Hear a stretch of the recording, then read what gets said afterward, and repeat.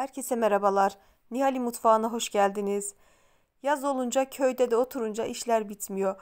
Bugün de böyle bahçedeki mürdüm erikleriyle kış için komposto yapacağım. Bunu da sizlerle paylaşmak istedim. Böyle bahçeden topladığımız mürdüm erikleri var. Çok fazla böyle oluşturmadan topladık ki içleri çürümesin, zayi olmasın diye. Şöyle ilk önce büyükçe bir leğenin içinde yıkayıp daha sonra süzülmesi için süzgeçlerin içine aldım. Şimdi ortasındaki çekirdeği çıkarmak için erikleri ikiye, üçe parçalayıp içindeki çekirdekleri ayırıyorum.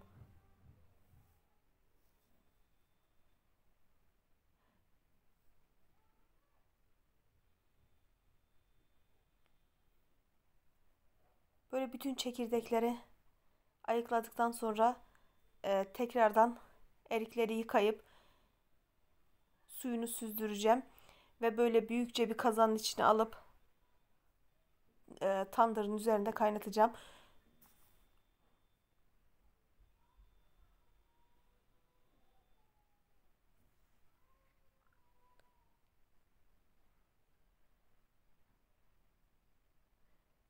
Eriklerimi böyle tencereye doldurdum. İlk önce bu tencereyi kaynatıp daha sonraki erikleri de e, bu tencereyi boşalttıktan sonra yine aynı işlemle kaynatacağım. Eriklerimi kaynattım. Böyle hem çekip hem kaynatması zor olduğu için ara ara sizlere çekim yapıyorum. Eriklerim böyle kaynadı. Bir 15-20 dakika içinde hemen kaynadı. Zaten tandırımızda çok iyi yandığı için hemenden kaynattı.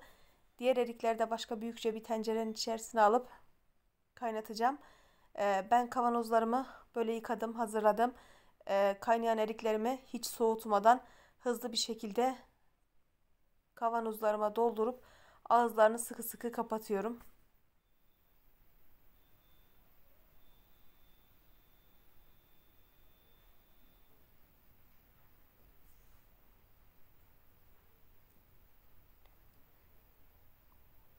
Şöyle kavanozlarımın hepsi bitene kadar kavanoza dolduracağım. Kalan eriklerimi de süzgeçten geçirip pet şişelere dolduracağım. Onları da dondurucuda saklayacağım.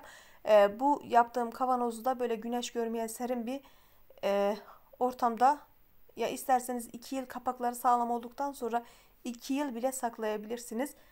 Bu şekilde yapıp hazırladıktan sonra e, kalan erikleri de dediğim gibi elekten geçirip böyle ince püre haline getirip pet şişelere doldurup derin dondurucuda istediğiniz kadar saklayabilirsiniz. Daha sonra çıkardığınız zaman eğer kıvamı kalın olarak gözüküyorsa sizler onu biraz daha sulandırarak veya şeker atarak tatlandırabilirsiniz. Şöyle kaynatıp kenarda biriktirdim. Kapaklarını kapattıktan sonra ters çevirip bir gece böyle bu şekilde e, bırakacağım ve ertesi gün kapaklarını tutup tutmadığını kontrol edip tekrardan yerlerine yerleştireceğim.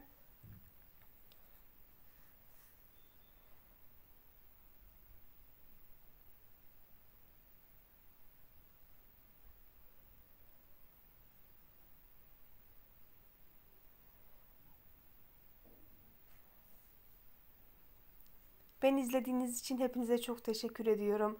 Kanalımın büyüyüp bir yerlere gelebilmesi için desteklerinize ihtiyacım var. Kanalıma abone olmayı, yorum yapmayı, yeni videolarımdan haberdar olabilmek için bildirim zilini açmayı unutmayın. Böyle bir taraftan sohbet ederken ben kavanozlarımı neredeyse doldurdum. Böyle bitirdim hepsini.